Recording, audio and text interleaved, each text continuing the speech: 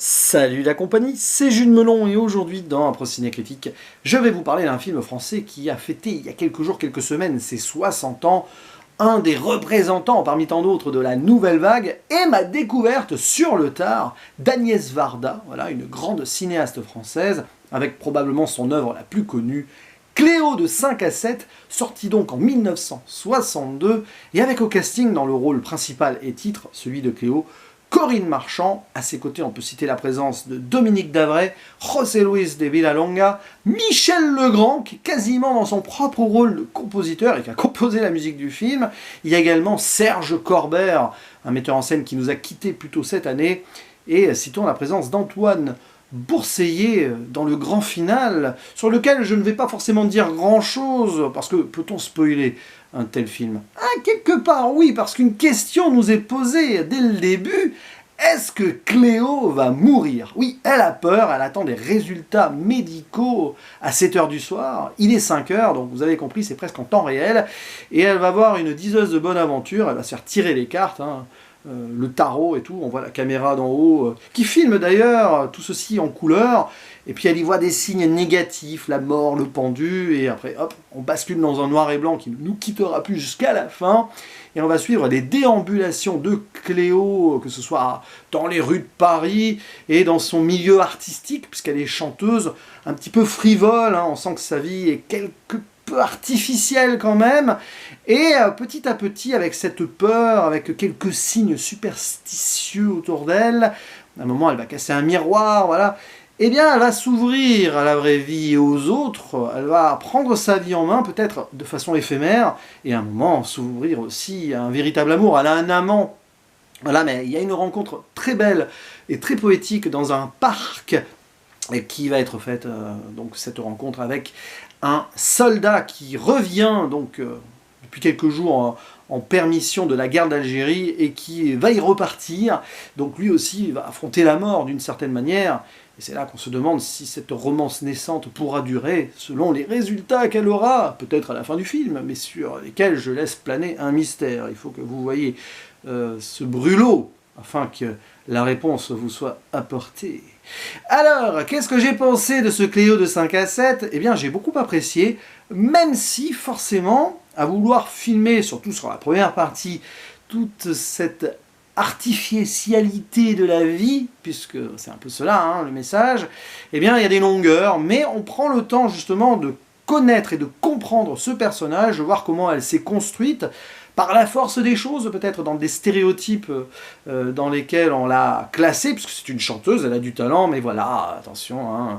Et petit à petit, elle va éclore à travers la peur, alors que l'annonce s'approche de petit à petit. Et c'est brillant l'idée de filmer ça presque en temps réel, dans un huis clos temporel, je dirais, où elle va subir justement ces minutes qui passent, entre légèreté par moment, où elle va chanter avec son compositeur, donc Michel Legrand. C'est marrant d'ailleurs, petite parenthèse, mais je ne l'ai pas reconnu au début, parce que voilà, moi Michel Legrand, je l'ai toujours vu âgé, et quand il se met à chanter, je lui dis, tiens, ça fait un petit peu parapluie de Cherbourg et tout. Bah oui, c'est forcément, c'est ça, quoi. Donc c'était une scène amusante, mais on voit bien que c'est un peu vain et anodin. Et voilà, après, plus on avance, et puis il y a ce moment poétique dans ce parc, avec une lumière blanche, presque comme si le paradis s'ouvrait à elle. Mais quel paradis? Bonne question. C'est un film assez étonnant, qui prend son temps tout en allant vite, culture du paradoxe temporel, là, et puis avec un vrai travail, bon, nouvelle vague, donc en extérieur, avec des vrais figurants, peut-être pas prévenus et tout, c'est la saveur de ce genre de film-là, mais une minutie, par exemple, il y a beaucoup d'horloges et tout, qui ont été placées à la bonne heure, et c'était pas évident dans ce Paris d'époque, donc on n'a pas lésiné sur les détails. Agnès Varda avait l'œil et a beaucoup réfléchi son histoire auparavant. Donc franchement, passionnant de voir l'évolution en fait de Cléo, qui s'appelle pas Cléo en vrai, elle a un autre prénom, mais pourquoi Cléo? Cléopâtre, oui, c'est un peu la reine d'un certain milieu artistique parisien. Et c'est un film assez féministe, j'ai envie de dire, pour l'époque, parce que bon déjà, une cinéaste femme en 1962 en France, il n'y en avait pas beaucoup, je pense, voilà, elle devait se sentir bien seule. Et cette façon d'écrire ce personnage qui est engoncé dans donc, certains clichés, on la voit, les hommes autour la saluent un petit peu, vous voyez, avec insistance, c'est pas forcément très sain tout cela. Après c'est une autre époque, hein. Et petit à petit, elle va évoluer. À un moment, elle arrache sa perruque même, elle devient elle-même enfin, et elle prend son vrai prénom, elle n'est plus Cléopâtre. Je crois que c'est Florence, hein, son prénom. Florence, Flore, c'est censé être la fin du printemps, le début de l'été, hein, tourné le 21 juin. Ça devait être tourné le 21 mars, au début du printemps d'ailleurs, mais au final, c'est intéressant que ça a été décalé, je trouve. Et voilà, il se passera ce qui se passera sur la fin. Je ne dirai rien sur celle-ci. Elle pourrait vous surprendre, cependant. Voilà. Ou pas, je ne sais pas. En tout cas, c'est passionnant de voir ce film, 60 ans après, hein, forcément. Les choses ont évolué, notamment le Paris, qui n'est plus tout à fait le même. D'ailleurs, puisque Agnès Varda convoque le milieu artistique au sens large, évidemment la chanson et tout, il y a aussi un moment, un passage d'un court-métrage qu'elle a fait exprès pour ce film, qui est disponible sur YouTube. D'ailleurs, je ne l'ai pas vu. Je me suis dit, tiens, je vais peut-être le voir avant de parler de ce film en vidéo, mais non, peu importe.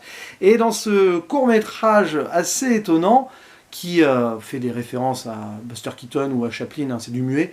On a Jean-Luc Godard, Anna Karina, Sami Frey, enfin des amis à elle de l'époque, de la nouvelle vague. Et donc voilà, je crois qu'il y a Yves Robert aussi qui apparaît, enfin à vérifier.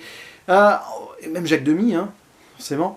Ouais, c'est passionnant de voir à un moment, elle regarde, le personnage de Cléo regarde un court-métrage d'Agnès Varda, celle qui l'a créé.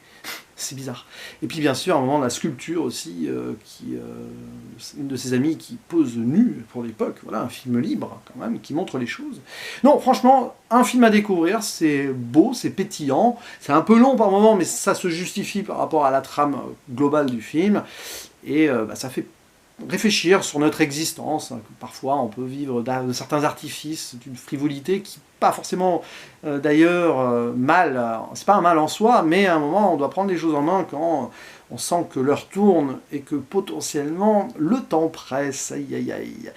Voilà, n'hésitez pas à dire ce que vous avez pensé de ce deuxième film d'ailleurs d'Agnès Varda. On avait fait un avant, que je ne l'ai pas vu forcément, puisque je découvre ici son univers.